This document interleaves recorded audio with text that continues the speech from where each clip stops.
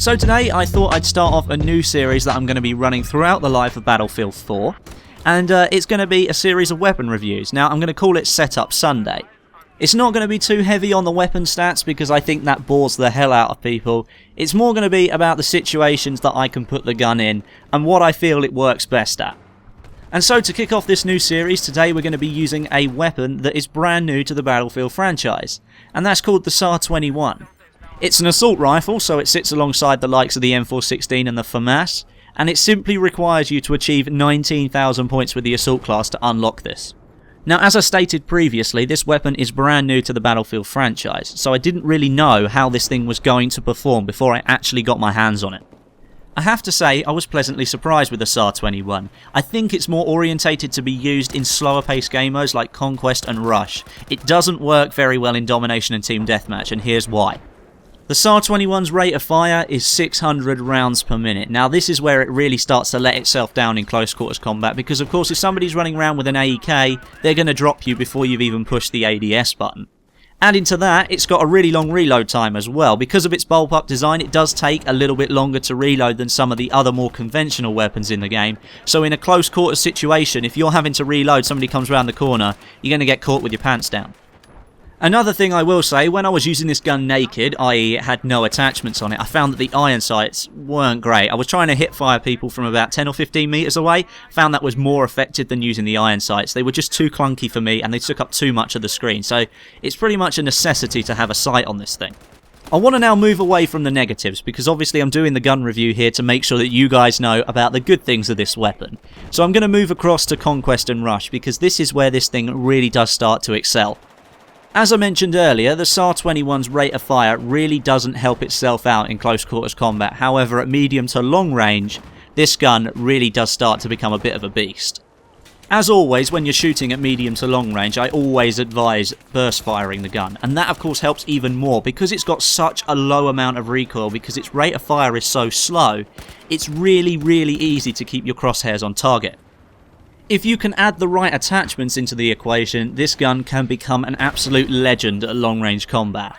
I find that the angled foregrip is really good because obviously with burst firing, you're getting a lot of first shot recoil every single time you burst it. With the angled foregrip, that reduces that by 33%. If you add the heavy barrel into the equation here, you've essentially got yourself an assault sniper. Of course, the heavy barrel increases your long range accuracy, but it also increases your vertical recoil. I think you can compensate for that quite easily though. And this is why I've said the weapon is so good in Conquest and Rush. The chances of you running into somebody in close quarters battle in a Conquest game is obviously much lower than something like in Domination or Team Deathmatch. The areas of engagement in Conquest and Rush, well, besides Operation Locker pretty much, are much larger than what you'd normally expect to find in a game of Domination. And when you've got a weapon on your side that's got really good long range accuracy and virtually no recoil, if you learn to burst fire it correctly, you really can take people out at quite a range with this weapon. I suppose one of the last things that we can talk about with this weapon is the sight choice that I've gone for. Now, I really do prefer to have these shorter range sights, like a red dot coyote sight that I'm using here, simply because it doesn't mean that my weapon is zooming in my screen all the time, so I lose my peripheral vision. I like to see what's going on all the time, and a red dot sight allows me to do that. In my experience, on any weapon pretty much, I always find that the red dot seems to be more accurate, for me at least, than a higher magnification scope like the ACOG. I think this is because with the red dot sight you've only got one time zoom, which means when you zoom in there's virtually no zoom anyway, so the person that you're aiming at in front of, the bullets are going to hit in the torso, maybe some in the neck, maybe some in the head. You're going to get the kill within 4 or 5 shots. When I've got a sight like the ACOG, you notice the muzzle climb and the recoil much more than you do with a red dot sight, so you start to try and aim further and further up the body, and eventually you'll lose the person that you're trying to aim at. Of course, you want to try and be as efficient as you can with the bullets that you're actually splattering out all across a body. If you've got another enemy that's round the corner, you don't want to be using 8 or 10 bullets to kill somebody if you only need to use 4 or 5.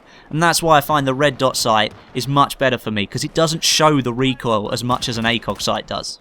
And something that I do want to add to this weapon, if you are new to Battlefield, if you aren't as sort of clued in as everybody else who's been playing Battlefield 3 for the last couple of years, I think this weapon is a really good place for you to start. I know that the higher rate of fire weapons will get you kills quicker, but the fact that you've only got a rate of fire of 600 rounds per minute means that you aren't going to go mag dumping all over the place and eventually lose all your bullets. It gives you a chance to hold on to some of those bullets, and with the low recoil as well, it makes it really easy to kill your opponent.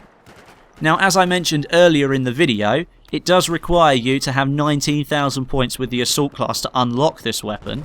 However, if you do need a weapon that's got really good long-range accuracy, then this is the one you want to be using.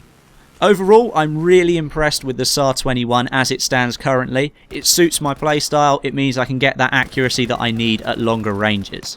I think I'm going to have to make a video at some point in the future about the AUG and the SAR-21 because they are so similar in so many respects. They've got a very similar rate of fire, look, bullpup design, reload time, the list goes on. So I will do a video in the future about those two weapons. Just quickly before I end the video, I want this series to be about you guys as much as it is about me. So I'm going to be taking submissions for weapons that you want me to try out. So make sure you leave a comment, guys, as the top rated comment at the end of this video will be taken forward to the next episode. So that just about wraps up the first episode of Setup Sunday here on my channel, guys. Thank you for watching. If you did enjoy it, don't forget to leave a like, and as I say, comments are always appreciated. I will be taking the top comment for the next episode. But until next time, my name is Westy, and I'll catch you guys in the next video.